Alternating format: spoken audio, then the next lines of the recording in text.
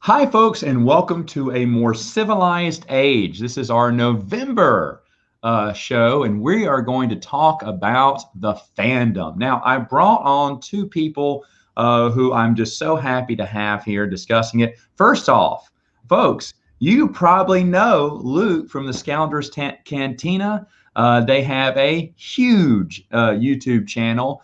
They do reviews, they do playthroughs, they mainly stay in the Old Republic and the Clone Wars, and it's so great. I've talked to them on some live Q&As before. We've kind of talked to each other here and there, and then yesterday I had a great conversation with Luke, and I'm so happy that he's taking the time. He's got a very busy schedule, folks, but I'm so glad he's taking the time to be here on a More Civilized Age. Luke, welcome. Well, hello there.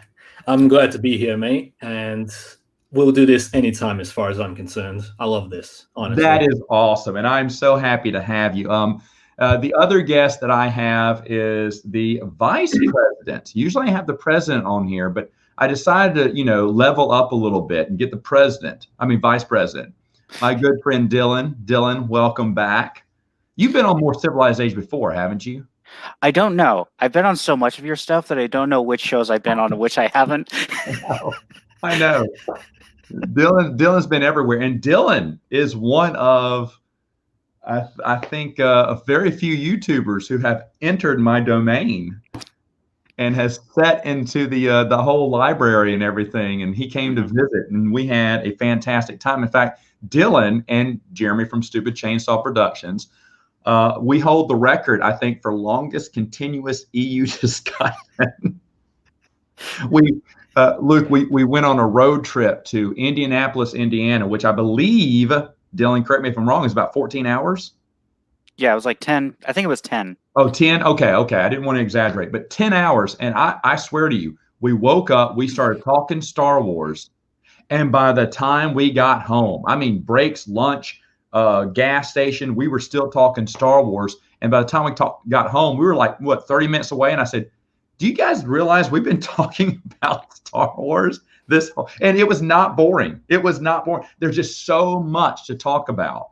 You're talking about something that happened tens of thousands of years ago with the Old Republic, and, all the way up to where it ended with Legacy, hundreds of years after Return of the Jedi. And there's just so much to talk about and so much to analyze and discuss. And it was, for me, it was not, and Jeremy didn't even fall asleep, which is a big deal for Jeremy, because Jeremy falls asleep like that.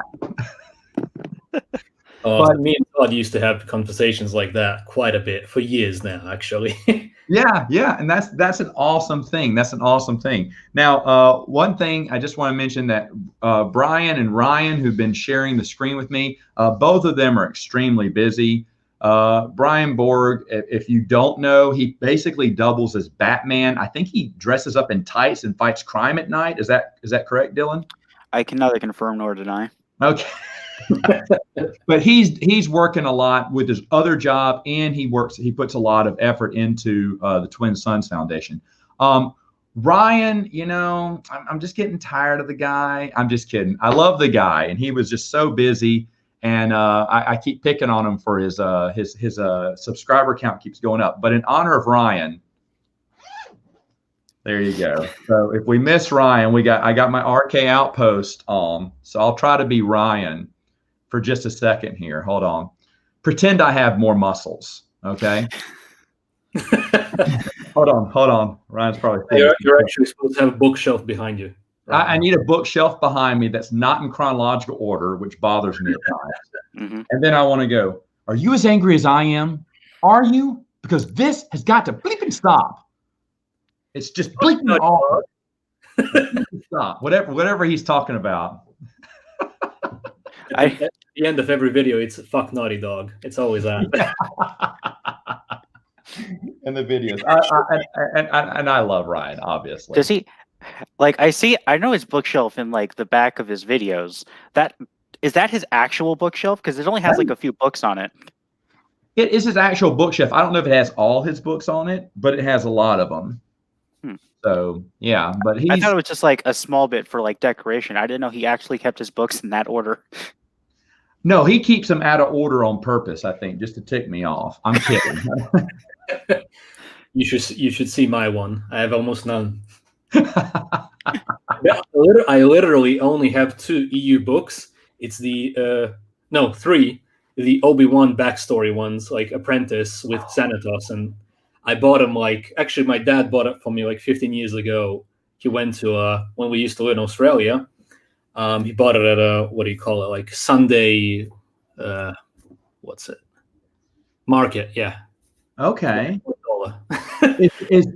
Were these the first Star Wars books you read? Yes, definitely. Awesome. Jedi Apprentice by Jude Watson is a phenomenal children's. You know what's even better about it? I never knew that, but those books were very important to me. I did a video last year with James Arnold Taylor, who voiced Obi-Wan in the Clone Wars. We did a collaboration. I did a 50-minute story video of Obi-Wan Kenobi, and he voiced the intro, the outro, and the middle of it, like introduction to the Clone Wars. So it played a huge part because we were, of course, mixing everything from the EU regarding Obi-Wan with the Clone Wars, right? Dave Filoni, you know. So from a certain point of view, basically. So it had played a big part, and it's ironic because I only have those 3. I never had a chance to buy others, although I have a huge comic book collection regarding everything Star Wars. Wow. In the film, of course. Yeah, and that's the wonderful thing. I used to think, and see, this is how dim-witted I was before I kind of got into Star Wars on YouTube. But I just thought everyone entered Star Wars the same way I did, with Timothy Zahn's Thrawn trilogy, and I didn't think that anyone could ever read any other book and get interested. And I was proven wrong the moment I started talking to all these people from YouTube, because there's different angles. And a lot of people have told me Jedi Apprentice. A lot of people have told me Young Jedi Knights, which I was really surprised. Like, wow, y'all just jumped right into them, Han and Leia having kids. But Jedi Apprentice, I don't blame them, because as an adult, I was buying those, Luke, and I was loving it. I don't know how old you were, Dylan, but I was way older than the average reader size, I'm sure. But I mean, seriously, every one that came out, I was like glued to. I was like, man, this is a fantastic story. And for someone who at the time wasn't really invested in prequel novels, I was totally invested in the Jedi Apprentice series. Okay, so Dylan, you have nothing to say there? I haven't read them. Oh! Hold on. They're hard to find. Well, you know, okay. Now, yeah, if you didn't get them when they came out, that's true. I never had a chance to get most of it because, you know, I was moving from Australia to Serbia many times, and I was basically into Lego. Lego got me further into Star Wars, and then the Force Unleashed game when it came, because in 2008, when both the Clone Wars and the Force Unleashed was coming out, I was 12 years old then. So that's how I got further into Star Wars, thanks to Lego, that game and that TV series. So that's my story regarding that. Wow. Yeah, and you're big into, I should also mention, Luke is big into Legos. He's made a lot of Star Wars Legos, vehicles and stuff that you can't buy. You have to just form yourself. So you're a Lego aficionado, correct? Yep, definitely. By the way, you can expect I made a big Mos Eisley spaceport mark. It's like, mark is my own creation. That's what it means. First one is original trilogy with the EU and everything, like Easter eggs for every single part of Star Wars that's not Disney canon. I mean, I like Rebels, I'll be honest, and Rogue One to a point. And then the other one, I'm basically putting everything in the EU after Return of the Jedi, along with the Mandalorian season 1 specifically, because he was on Tatooine then. So that I'm just mixing it so that everyone can enjoy it. But I did a lot of EU stuff regarding that, Mara Jade, New Jedi Order, and stuff like that. Yeah. Well, you're also talking to a fellow Lego fan. Dylan is a huge, if it wasn't for Legos, Dylan would have lots of money. Well, I still have lots of money. Legos are actually a good investment, unironically. Sadly, it's gotten really bad regarding the Lego. Like in the past few years, I've been focusing on fake Lego and stuff like that because they make the things that I actually enjoy, and I don't enjoy the sequel trilogy at all. And Lego's constantly spamming original trilogy stuff. Like it's 5 Millennium Falcons, 10 X-Wings, 10 TIE Fighters. I'm sick and tired of the same old crap. Yeah. Regarding I get it for some things when it's like this, they'll make the same set, but they'll make it like 6-7 years later when like the techniques have improved and stuff, and I get that. But when it's like I think recently they had like I think since 2010 we've had like 6 different types of snow speeders. Oh yeah, definitely too much. It's just running. Enough. And see, that's the thing. I'm really surprised Lego hasn't delved into the expanded universe for other ideas outside of the movies, outside of what TV. Oh, they have? Only a bit. You have the Rogue Shadow from The Force Unleashed, 2008. That's when they released that. You have the TIE Crawler. You have you have like a battle pack set. It's basically a set where you get 4 minifigs. It's more you buy it because of the minifigs, but you get a speeder, which is Old Republic design from Star Wars: The Old Republic, specifically the ones that you can drive in the game, while at the same time you get 2 Shadow Troopers, like the gray ones, which you see from Battlefront 2005, the original Battlefront 2, although without the jetpack, along with 2 Shadow Guards from The Force Unleashed, the black ones. Yeah, they also made they didn't call it a TIE Phantom, but they did make a TIE Phantom. They made a TIE Defender about 12 years ago, and they made the Republic fighter tank from the original 2 Battlefront games and the 2002 Clone Wars game. They made that into a set as well. It's sporadic. They also had in 2010 to 2011, they had a few Old Republic sets. Oh yeah, those were awesome. I remember when I was speaking at Dragon Con years ago about the expanded universe, I was part of a collector's panel, and they wanted to hear from me. So I sat on there, but the one who was the rock star on the panel, I mean, I impressed a few people having all the books, the comic books, the short stories, and they're like, wow, so you have this? I said, yeah, I have that, and this and that. And but the real rock star of that panel was the Lego collector, and he was building different guns and weapons from Legos, like life-size Lego weapons and Chewbacca's crossbow and the Han's blaster. But he had other weapons too of different, clone troopers and stuff. And he was showcasing all his Lego weapons. And so after it was over, he had his own little table and everyone was surrounding it, looking at all his Lego creations. So Lego, and to their credit, Lego has done an amazing job staying relevant as a toy, because it's building blocks. But so they have kids and adults both getting their stuff. And with their Star Wars stuff, a lot of people have been happy with it. There's always room for improvement, as I hear. But they've really done a good job, it seems. Definitely. Although Star Wars could be doing better right now. Regarding Lego, the best thing is you can make anything from it. That's true. And there are a lot of people that are making customs, which is also a big plus because you can get any character from the EU now. I made a custom Kyle Katarn, and I'm very excited to share it because I did a How Powerful is Kyle Katarn video about 6 months ago. It blew up not that much with the views, and it only has about 20K views, but all the EU what do you call them? Facebook pages and everything, they all shared it because everyone loves Kyle Katarn. Of course. So the Lego is going to also be a huge hit with that because they love my minifigs from the EU when I do it. Yeah, I constantly label Kyle Katarn as a missed opportunity by the expanded universe. They should have had more stories with him in it. I think he was such a popular character and still a memorable video game character years later. Definitely. Really popular. All right. Well, look at that. We had a 15-minute Lego conversation that was unplanned there. I didn't know it was going to happen. I love that. That again, and this wasn't our topic today, but again, we're showcasing another collectible item for Star Wars fans to enjoy. That's just really awesome. To be honest, there's a whole nother fandom that is interested in just Legos.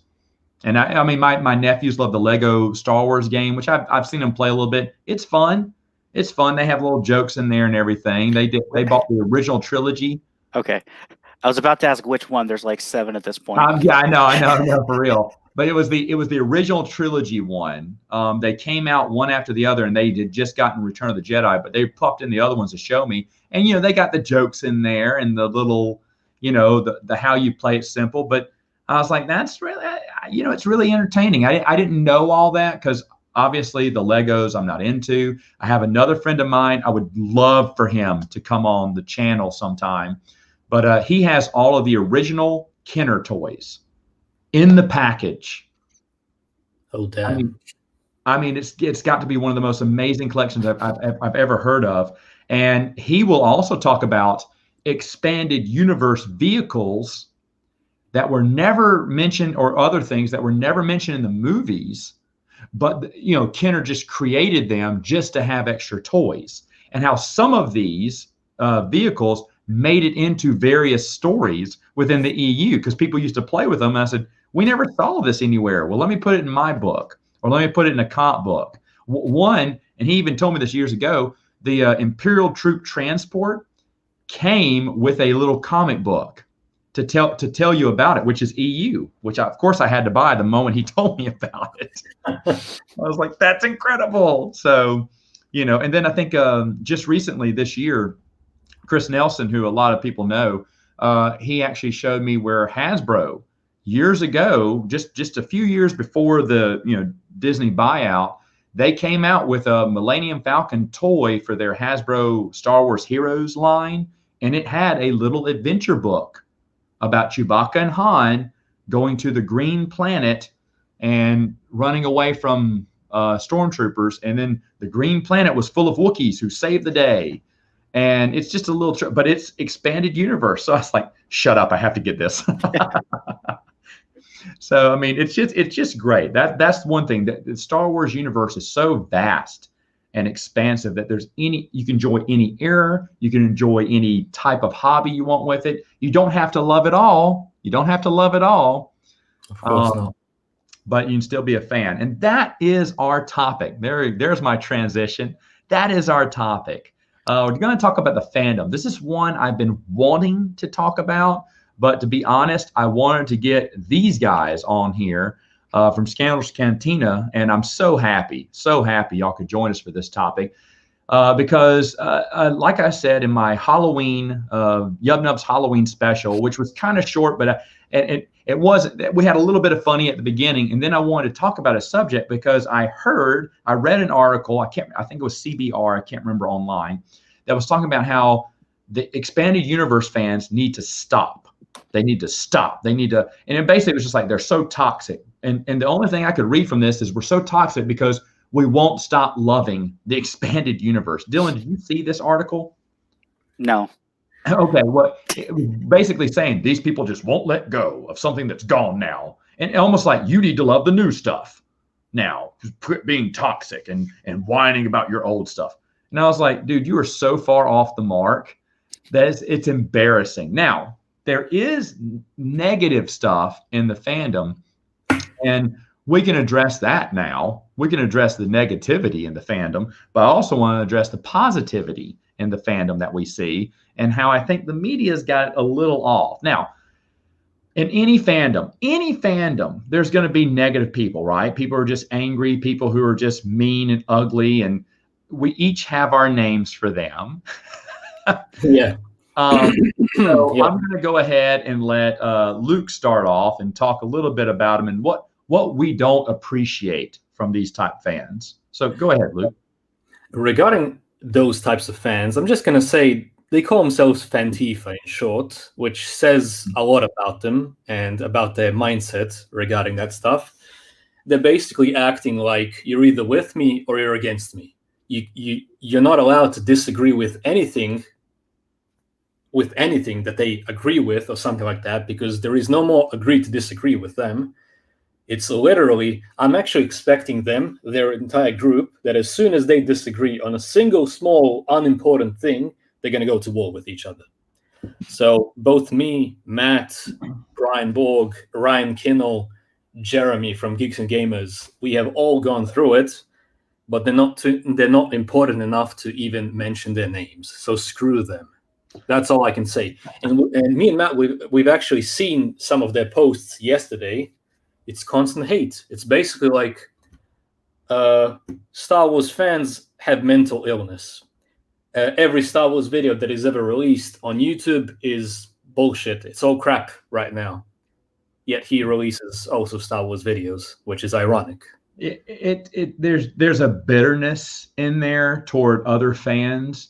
And in a way, and I remember saying this, I think a few years ago, 2 Septembers ago, I did a Q&A, and I said, watch it because you're going to get angry, and then you're going to try to pull people to one side, saying Star Wars fans should fit this narrow view here, this narrow-minded view. And then when people don't agree with you, you're just going to rage quit. And that's kind of what we're seeing right now is like Star Wars is stupid. Star Wars is a bit, Luke said the post, every fan has a mental illness. I was like, oh, what? That's so crazy. It's bitterness, it's anger. I've actually seen some of that person's comments, the way he reacts when someone criticizes something that he said in the video, where he was trashing me and everything like that. Basically, every time someone disagreed, he told him to F off. He said that he has a mental illness. It's always aggression and no arguments ever. And all he needed to do was do a little bit of research. You have the internet. You can basically go to my channel and simply watch the video and see what I said instead of making up things that I said when I didn't. And that's what he did with Matt as well. Yeah, and when you don't have facts to support your argument, you just start making things up, or you try to twist things around to a way that kind of I call it forced perspective. You take one little bit and just kind of use that and kind of twist the words around to where it has a meaning that was never intended. And that's what you're going to see a lot. And thankfully, this is a small group of fandom, right? Because those type of negative people, I almost want to give them another, like an elitist. There used to be a long time ago, back when Lucas owned Lucasfilm, and we did a lot of stuff on StarWars.com. There was the forums on there, and you talk. You had what I think they even were proudly calling themselves Star Wars elitist. Dylan, I don't know if you remember these people. I wasn't on the forums back then. Okay, they cared about the original trilogy and nothing else. So for them, it was just about the 3 movies. They hated the prequels, which it's fine. Like I said, I like the prequels, but I'm not going to defend them because there are some things that, could have been done better. But I enjoyed them overall. But these guys were just trashing them. They're nothing compared to the original trilogy, which I love the original trilogy too. I mean, those are classics, right? But they would not accept anything outside of this original trilogy. And it's in a way you have that narrow-mindedness in some fans who are like, only if you agree with every single one of my points will I accept you in the fandom. Even though I'll tell you, we accept everyone in the fandom. As long as you agree with this narrow view, then you're always welcome to me. And if you disagree with anything outside of that narrowness, then you are just a buffoon. You're an awful person or whatnot. You're toxic, which is the most overused word in the internet. That basic. If they say you're toxic, you know what that means? That means that you actually care about Star Wars. That's the new meaning of toxic. It's so overused. The word means absolutely nothing anymore. The same way they overuse all the buzzwords, all the ists, isms, and phobes. It means nothing. You should use if someone calls you toxic, use it as a shield. I do. Yeah. I'm a phobe of every possible kind, and ism, and I use it as a shield. I don't care. And I'll be honest, in some of these reporters back then, I remember, and I talked about this. Force.net did a hit piece on the rising EU movement at the time, and I noticed he didn't use hardly, because I saw him. He was interviewing a bunch of people. I said, "Hey, I'd like to talk." He's like, "Sure." And all the questions were a little bit to trick you. He was like, "How angry are you at Lucasfilm right now?" I said, "Not at all." "Do you wish they would destroy the upcoming sequels?" I went, no, I don't want that at all. And I'm And like, so yeah. I remember when I sent my, I answered all his questions, he responded back, so what do you say when someone does? I said, well, if someone likes the new canon, that's totally fine. I'm happy with them. I'm just not interested in it, but I'm totally fine. I have tons of friends who are interested. That's not the point. We're not trying to, push down the new sequel trilogy. We just want to have our story get continued. They made us legends now. Not happy about it, but okay, so we're a separate, continuity. Great, continue making stories for us. That's really all we want. And so he really didn't. I was hardly quoted in that, and if so, it was just this guy is just out there. He doesn't understand how things work. That's basically how he painted me as. But everyone else he got a bunch of kids. They were 15, 16-year-olds. Dylan knew a few of them. They're hotheads. They're the ones that would go on the internet and just get mad and fire up. And so that's what he wanted, because that's how he wanted to portray all EU fans are just like this 14-year-old. And I told him afterwards, I sent an email after, I said, you were so wrong for doing that. I said, you interviewed kids, young teenagers who are just going to mouth off, say things that they're just going to say all these awful things. And that's the perception that you wanted, the first forced perception that you wanted to showcase.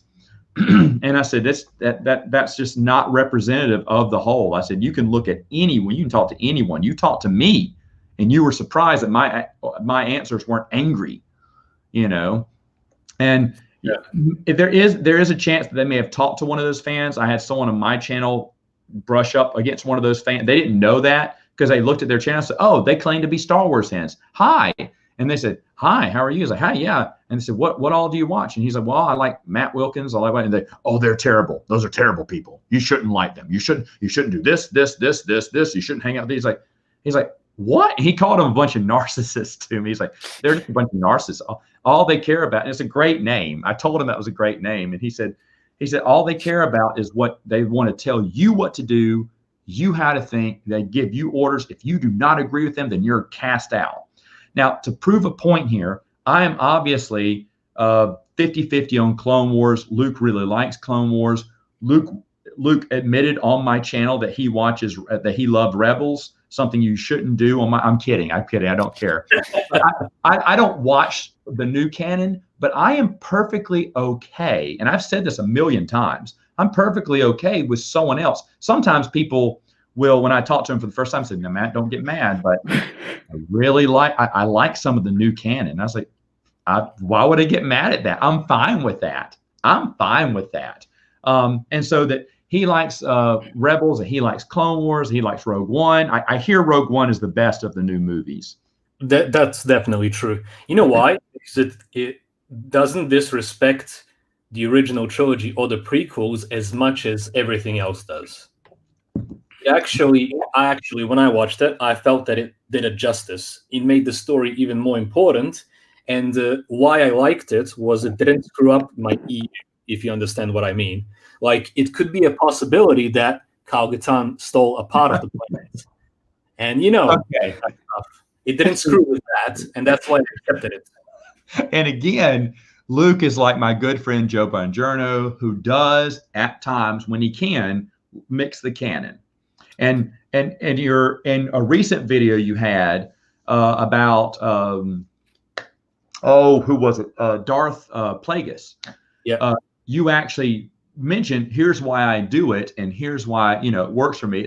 It's a way for you to continue to enjoy Star Wars, and that's totally respectful. Although recently, because Star Wars has become more woke, there's more identity politics and all that garbage. Honestly, when I say I'm mixing the EU and canon, this is where I stop, basically. I only mixed Clone Wars. Well, in a way, it's Legends as well. Well, yeah. It's in between, Yeah. And I get a lot of comments like, well, Matt, we need to push away Filoni's Clone Wars. Actually, we can't. It is so ingrained into the EU now with comic books and short stories that it is part. I mean, heck, I don't like Ahsoka. I'll say it. I don't like Ahsoka. I hate Ahsoka, but she is an EU character. She shares both the legends, at least any of the new Clone Wars is all new canon. But the old Clone Wars shares both statuses as legends and canon. And fans can rail all they want. I mean, look at me. I mean, how much how many times I'm making fun of Dave Filoni, but at the same time, I'm not going to throw out his. I still have them all on DVD. They're still part of the canon. It can be explained in the. I've said this a million times. Fantasy Flight came out with a role-playing game, and when they did Force and Destiny, they came out with a retcon to fit the Clone Wars in there. Any discrepancies between Dave Filoni's Clone Wars and the EU, they said, well, Dave Filoni's Clone Wars, as you know, each episode started as a newsreel, right? Attack on Kamino, the Clone Wars, blah, blah, blah, blah, blah. It's like they're giving you a news update. Well, in this compendium, the Force and Destiny, I think it's the base rule book, it has a little brief paragraph short story about a guy. He's questioning these reports coming from the Clone Wars and that they're incorrect. But it's confusing. Why would they say this when this actually happened? And he thought it was Compnor interference. And I thought it was a great retcon to say, so guys, anything that, is out of continuity with the Clone Wars and the EU, that's why they were tweaking the story and changing it, which makes sense. I think it respects both, parties of the Clone Wars in that. So if you want everything to mesh in, it can. And it doesn't get specific. It doesn't say this was wrong, this was wrong. It just says some things. And I remember I called Dylan immediately.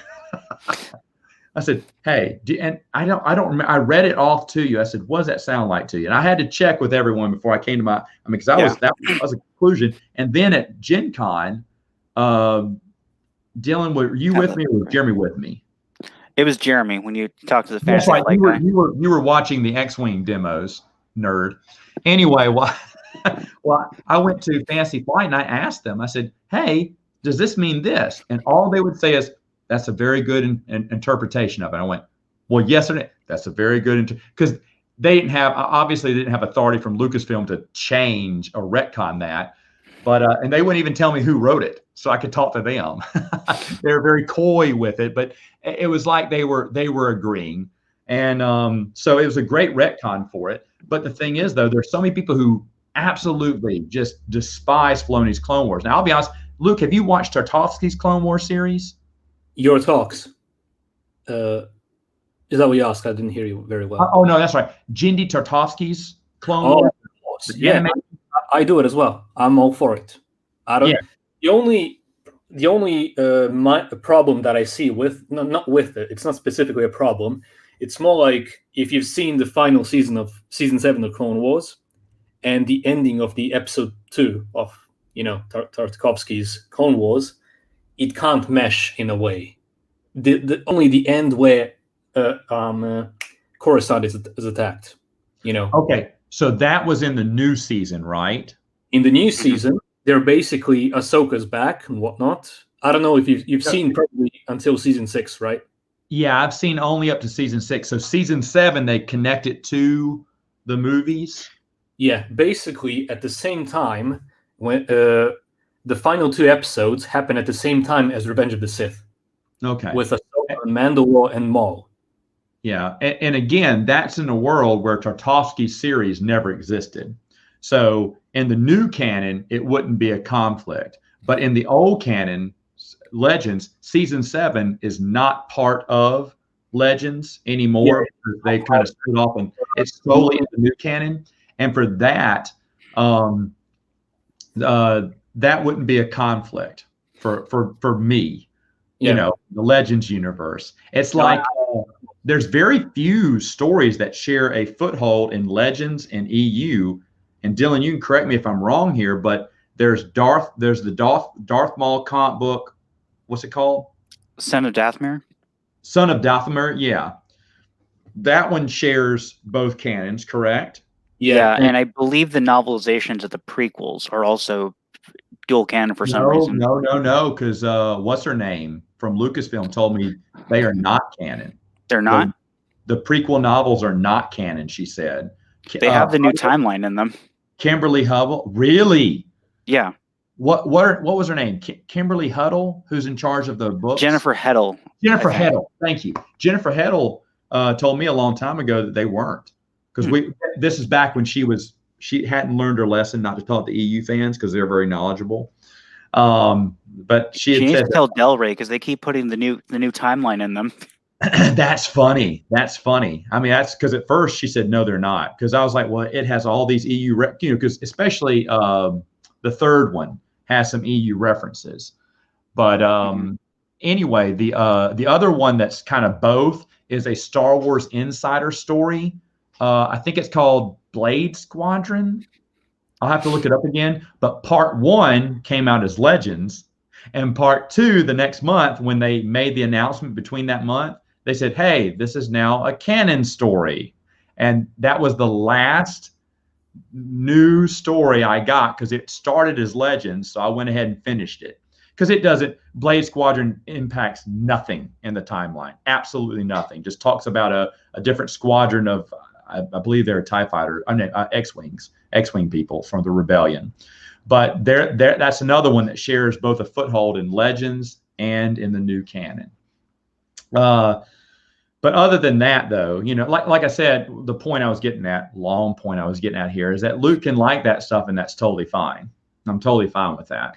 And that's what these negative fans, as Luke named the Fantifa, they can't get around that, because if there's a difference, then it's a hard, you're hitting a brick wall with them, and you're cast out of their. The biggest problem why we're called toxic fans, and in general why fans are constantly attacked by these companies, it's because it's my belief, after 5 years of watching what's been happening with Marvel, Disney, and all the woke companies from Hollywood, is I don't believe that they're interested in money anymore at all. As soon as they're attacking their customers 5 years straight, even Solo, A Star Wars Story was the first Star Wars movie that lost money. Even despite that, they continued the attacks on fans and calling them toxic. Yeah. To me, that means that they're not interested in money. It's all about the agenda. It's all about the indoctrination agenda of young minds. That's what I believe. Right. It's not about money anymore at all. And Luke, I really wish you would have been part of our conversation last month, because we talked about Lucasfilm in general and how their attitude has changed towards the fans before and after, the buyout. Before the buyout, they respected the fans. They said great things to the fans. Yeah. And you would read interview after interview of them saying, we did this with the mindset, what do our fans want? And now it's like, we don't care what you want. This is what we're going to do. And you have to like, if you don't like it, then you are fill in the blank. One of these names, And it's a mind-boggling idealism to have with your fans. Why do you think arguing with your fans or calling your fans names for not liking your product? I always said this with the movie Solo. Ron Howard did it right. When people didn't like Solo, what did did he blame the fans? Did he say, the fans are just, a bunch of fascists or what? No, Ron Howard said, well, I'm really sorry that people didn't like it. He said, I thought we put together a good film. That is the proper response. You don't attack fans. You just say, well, I'm sorry that some fans didn't like it. A lot of fans didn't like it. He said, I thought we put together a good film. And you just leave it at that. And you know what? I look at Ron Howard and I'm going, why can't Rian Johnson act like that? Or J.J. Abrams or anyone. Why can't they say, well, I'm sorry that fans didn't like it. I thought I'd put a good movie together. That's all you have to say. Don't say, well, you know why fans didn't like it? Because they're a bunch of man babies. What? Are you seriously going to attack the fans? JJ actually said that.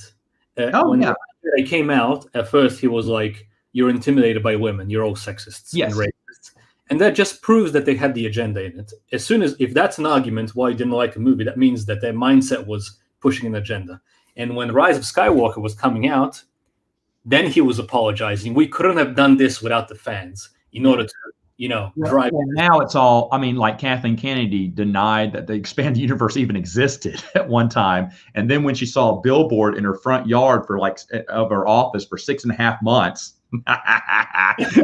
Okay, I don't know if it's still up. By the way, it got taken down earlier, but Brian let me know that. But the thing is, though, it stayed up there for almost 6.5 months. That's not bad. We got our money's worth, baby. But the thing is, though, I guarantee you, every day when she's going back to work, she's seeing that billboard, and so now that's why she changed her tune. I'm almost convinced. Because then she came out and said, well, you know, we have several books and comic books to pull. Yeah, no joke, lady. You're acting like we're all dumb. But honestly, she probably saw that billboard and said, okay, I'm not fooling anyone.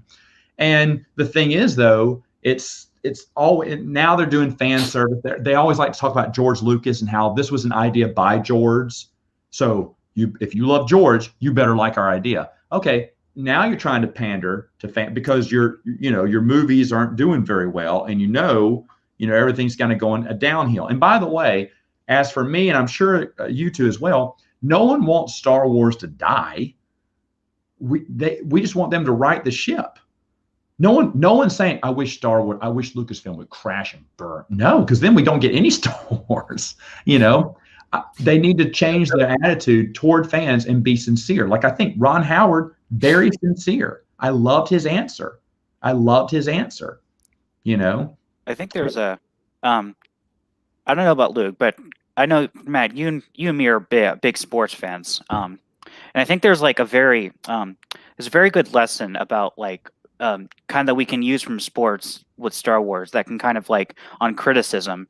And that's in the reason a sports fans will boo their own team when they're losing is because they care, because they want the team to win. And when it's not winning, they're going to be upset. You wouldn't boo if you didn't care. You wouldn't criticize the team for why did we trade away this amazing player for nothing if you didn't care. And I think that's the same thing with the criticism that fans have had with Star Wars recently. It's we don't criticize it because we hate it. We criticize it because we love it. We care. We want it to be better. Yeah. They don't understand that concept anymore, at least. Yeah. And I think that's because they brought in people who think like the Fantifa do, sort of those types of people. Meaning it's my way or the highway. I'm not here to create, and some of them even said that they're not here to create a one continuous story. They're here to just deliver the story that they think they want to tell. And I'm like, well, what you want to tell is not what everyone wants to hear. And if someone says that story sucks, you need to be respectful and go, well, I'm sorry you feel that way. I thought I had to go. That's all they have to say. Yeah. And that's it. But no, they don't say that. They just start accusing you don't like it because of, pick one of the columns here.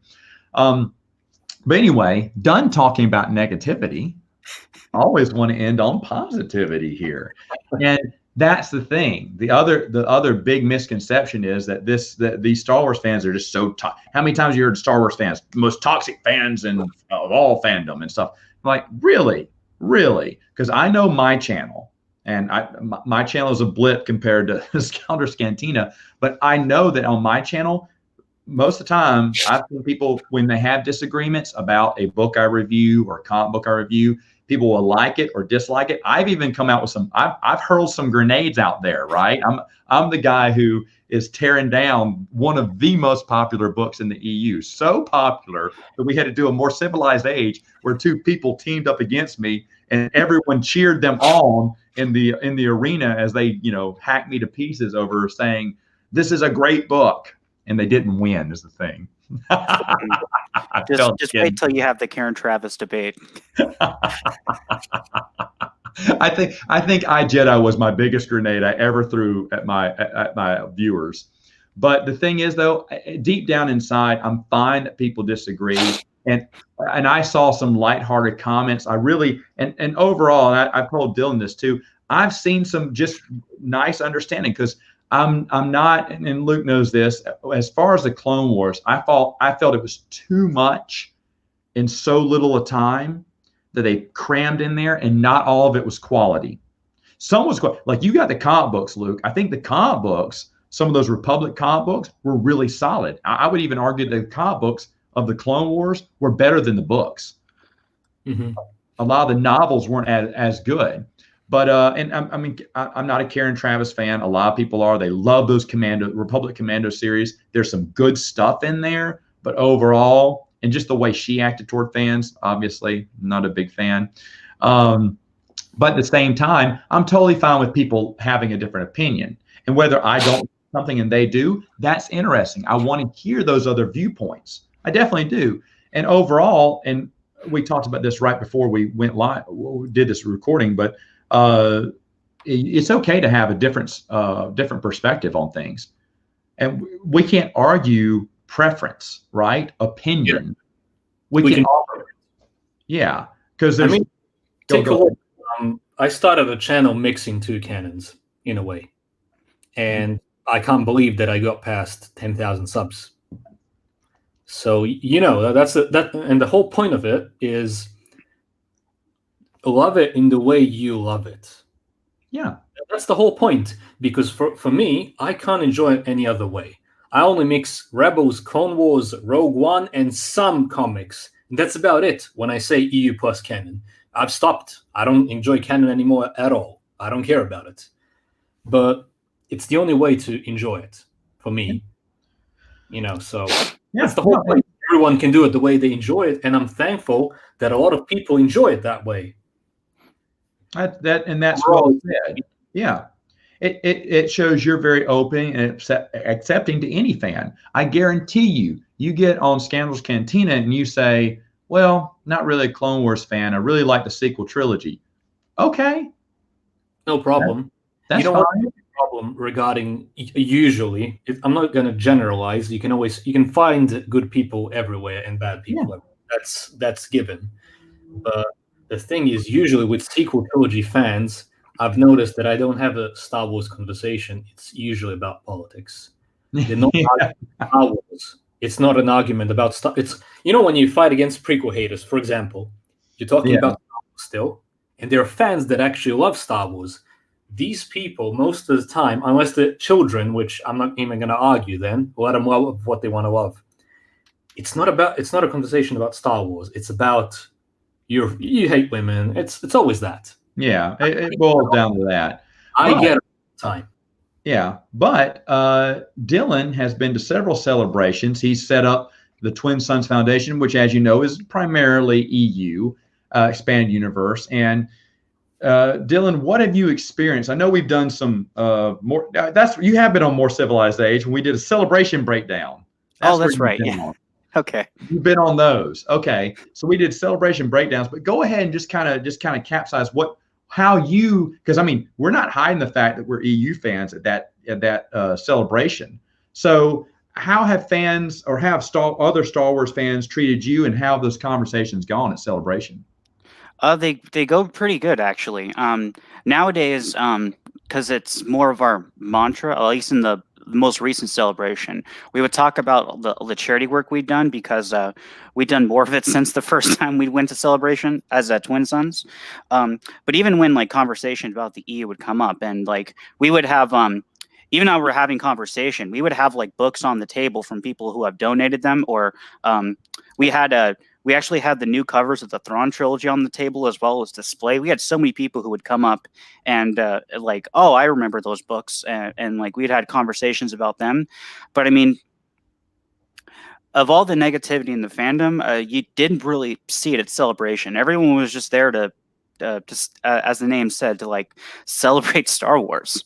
I mean, there was a lot of there's a good mix of people. There's a lot of kids there, and a lot of people I guess the stereotypical Star Wars fan, 40, 50-year-old people, and families and stuff. Yeah, it was great. And even before this this last or what was supposed to be this last celebration, which was supposed to happen in August but then got postponed, I want to say less than a month after they announced it, tickets were already sold out for it. And that was and again, that was going to happen after Rise of Skywalker, when they're probably going to peel off the movies.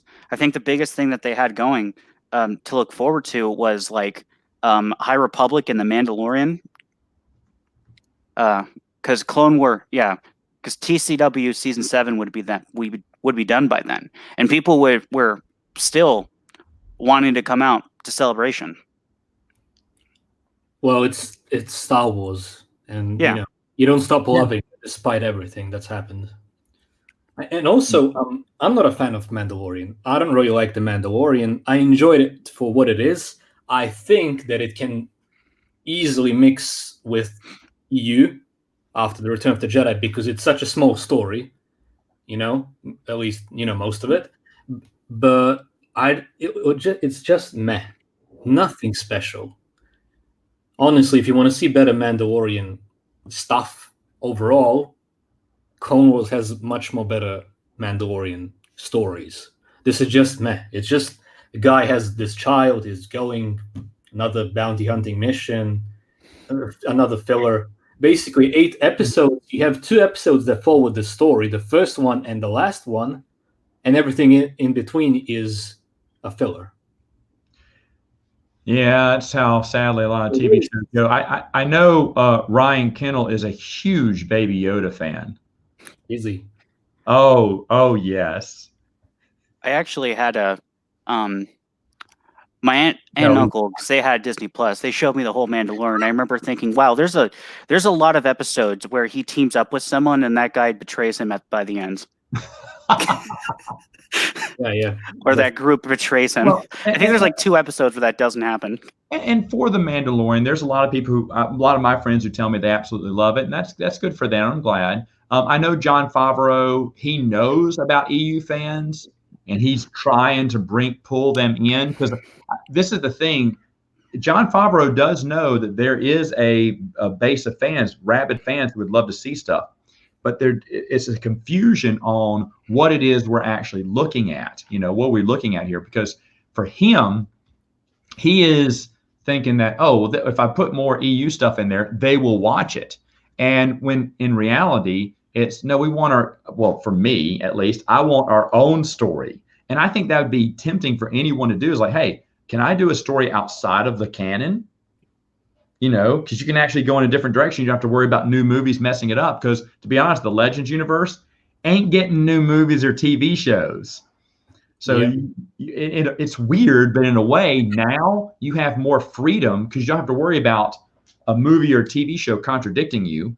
You have more freedom the story's already out there. You just have to find, and it's not hard. If you I think The Mandalorian, if it was a Legend series, you could have the Mandalorian storyline and not have it contradict with anything, because it's not going to attack. It's not going to, cross over with anything.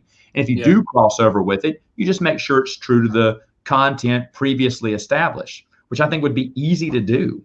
Now, I'm not asking for a Legends TV show. I know that's a far cry, but I do think that it would be tempting for someone to achieve it, because who's to say Jon Favreau in the days where, remember when Marvel said all of our TV shows and movies connect, and the TV kind of is getting forgotten about? Not that it's contradictive, but they definitely don't want to mess with all that. Well, do your own show, because eventually one of these movies may, I don't know, I've never seen Mandalorian, but they may contradict the Mandalorian for whatever reason. Well, you don't have to have that worry if you go to Legends. But anyway, that's just me. That's wishful thinking for me. But I wish Jon Favreau could see that. It seems like he sees a part of that. He knows there's a base here that he wants to pull in of viewers. He loves these. He wants to, from what I've heard, he seems to be, wanting to get those hardcore fans back in to the fandom. But at the same time, I don't know if anyone ever, and it's so weird, I don't know if anyone at Lucasfilm really understands the EU fan. And we've been crystal clear since almost day one what we want. I mean, heck, 3 billboards? Come on. What's the problem if they do something like it? I mean, in my mind, in some way, I'm thankful that they're not touching the EU anymore, because if they did, you would see the same things you see in official canon. Yeah, and so, that's yeah. Luke, I want the Old Republic series, for example. Now, I don't want anything like that, even though in my mind, in a perfect world, I would love to see it all. But if they did it, it will be infested with identity politics. You don't want Pando clone troopers? No, not at all. No way. I mean, for example, they want to do an Old Republic series. I've heard that they want to make a female black trans Revan. Who wants that? Who in his right mind wants that? That's why I don't want them to touch it, in a way, if you understand what I mean. I would love it in the perfect world that they continued it and made an Yuuzhan Vong game, like Force Unleashed, for example. Imagine playing Luke Skywalker being overpowered like Starkiller is in The Force Unleashed against the Yuuzhan Vong. I always want a game like that. That'd be awesome. Except Luke's gay suddenly. That's what they're going to do if they did it. I mean, it's just one of the things where I think that if they did do it, that they did continue it, it would have to be the old school people who basically tendered the story. The reason I have a little bit of optimism in this is because Marvel created issue 108, which was a Legends comic book that not only continued the old Legends series, but, and I did an interview with Matthew Rosenberg, who wrote the comic book. Everyone at Marvel are huge expanded universe fans. So they wanted to make sure they knew they had an opportunity to please those old Marvel fans, but they also wanted to please expanded universe fans. And they fit in. I mean, this comic book far exceeded my expectations because they started fitting in a few retcons. They started adding a little Easter eggs for EU fans. And they did it on purpose because they've read all those old books and comic books. And they're like, we want to make something that's good for them. That's exactly what he told me. And so to hear that, not Disney, but Marvel, the people who took a hold of that, did a great job, didn't mess up anything. Matthew Rosenberg didn't put any identity politics in there. He wanted it to stay true to what that old story stood for, and it went well. My idea is that I think there's people at Del Rey who would be the same way. And by the way, hopefully you'd want to get those old writers because they're familiar with that universe and they can write into it, like Stackpole, James Luceno, even John Jackson Miller, who I'm 50-50 on, but he did a great Obi-Wan novel. And so you could get some of these people, Drew Karpyshyn, who did the Darth Bane trilogy, which is really awesome. And bring them back in and really probably stay true. So I think they'd be, I am the optimist saying they would stay true to it. I don't think those regular Lucasfilm you see now, they don't care about the Legend storyline. They care about their storyline and they don't care about anything else. So they would let probably some of these authors, and like they did with Marvel, they let Marvel do the story. According to Matthew Rosenberg, they didn't really care that much about it because it wasn't canon. So they're like, yeah, whatever, but it turned out being a great story. So if the story group does this and washes their hands of Legend stories, and we have the Del Rey, we have Marvel holding onto those stories and moving forward, I feel a little bit more positive. But you are correct. It could be that they want to put in all their politics in there. That's why I'm proud that Legends didn't have any of that. It was just there. It was unbiased, so that anyone from any culture, race, religion, gender, everyone could enjoy it. Everyone could enjoy it. It made baby steps. I mean, some people poke fun of it because it wouldn't go one way or the other. But the thing is, I mean, Michael Jordan's a huge basketball player. Michael Jordan says, hey, why do I not get political? Because Republicans buy shoes too. I mean, that's the case. Because if you walk the line, you say, I'm not going to get, that's not what we're here for. We're not here to make a political statement. We're here to provide entertainment. If you provide entertainment, a release from all the things going on around the world, that's a good key for success. Definitely. I mean, take a look at fan projects that they've made. You have what's his name? Anyway, you have two channels on YouTube, for example, that are making EU-based cinematics with CGI of their own, homemade stuff. For example, Locher, that's what the channel name is. He made an old Star Wars: The Old Republic cinematic, like 5 or 6 minutes long, with Old Republic troopers versus Sith troopers, like a short. And when I see stuff like that, basically, if EU fans could get a hold of the EU and the rights to it, it will be all right. The fans are basically keeping Star Wars alive, especially the expanded universe. There's a lot of great content. You have the Thrawn Trilogy animated version, if you've seen that. I can send it to you if you haven't already. For example, you have someone making Dark Empire in an animated version as well. And it's all fans. So if fans could get a hold of the EU and the rights to it in order to continue the story, along with some of the old writers, it could work definitely, because we're not interested in anyone's politics. I don't want my politics. I don't want yours. I want Star Wars to be what it was, entertainment, and for everyone. Yeah. And then I think it could work then. Absolutely. Well said. And on that point, folks, we're going to end it. This has been a great, productive conversation. I appreciate it. I want to thank my guests again. Folks, please check out Scandals Cantina. If you are into video game walkthroughs with great entertainment as they talk to you as they play through these levels, it's definitely worth your time to check them out. They also do other reviews as well. They also do spotlights on EU characters.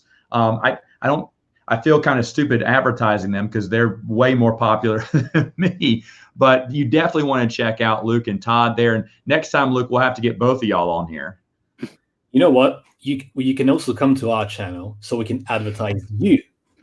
Oh, well, thank you. I appreciate that. I'd love to be with y'all. That would be awesome. We need to get stuff for our live streams or something like that. Definitely. Absolutely. Just let me know. I'd happily do it. And thank you, Luke. I know you got a busy schedule, but thank you for providing some time and sitting on here chatting with us. Yeah, I really enjoyed it. I do it anytime, any week. I'd actually love to make this a regular thing as far as I'm concerned. Oh, okay. Look out. All right. Awesome. Great. Ryan, you've been replaced. I can't even get a hold of Ryan most of the time, how busy he is. He's very busy too. He loves doing these. He just couldn't. He was just too busy this round. By the way, we did a collaboration last year with regarding Kip Duron, an EU character that he loved. So as far as favorite character. You guys can voice a video if you want on any EU character, and I'll edit it, and it'll be awesome. A nice collaboration as well. Awesome. Thank you. And Dylan, once again, thank you for joining me. It's been a while. I'm glad, Brian, probably whining and dining big wigs where he's at. But I appreciate you giving your time as well. Folks, check out the Twin Sons Foundation. Right now, of course, donation drives are kind of hindered because of COVID. Their two target places, schools and hospitals, kind of hard to access right now. Yeah, we actually, just as a bit of update on this, we actually, back in March, we were fundraising for 3 donation events that we had scheduled for May. 2 of which we've already purchased the books for. The other we are still waiting to purchase books for. However, the 3 events got postponed, so we're still waiting on when the hospitals that we had originally planned on donating the books to are open again to give books to. And then we had planned to do another fundraiser at the end of the year because October is Star Wars Reads Month, and we always like to get involved in Star Wars Reads Month. But we felt it would be we felt it wouldn't make sense to have another fundraiser for another book drive when we still haven't delivered on the last fundraiser for the book drive. So we most likely not going to have any more events until next year, unfortunately. But you can still go to the website and help us out. Go to the website, check them out. They're also doing gameplays. I see them doing video gameplays and run-throughs every once in a while on their YouTube channel. So definitely check that out. They're a lot of fun to watch. And also just go ahead and donate. I mean, 'tis the season, right? So make sure you give their donations. And once this COVID wave passes, then they will be back and they'll be as active as ever. So you definitely want to check out Twin Sons Foundation. So thank you, Dylan, for joining. Yeah, pleasure. All right, folks. Well, that's it for now. Hey, let me know in the comments. How do you feel about the fandom? The negative, the positive? Let me know both. I'd love to hear it. And I will see you next month with a more